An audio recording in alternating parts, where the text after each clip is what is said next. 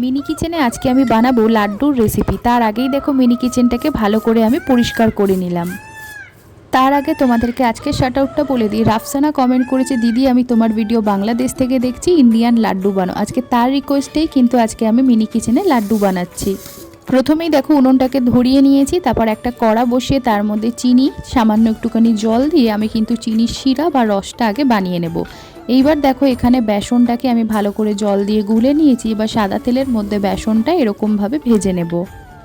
এইবার একটা গ্রেটারের সাহায্যে কিন্তু আমি এটাকে গ্রেট করে নেব। তোমরা চাইলে মিক্সারও ব্যবহার করতে পারো।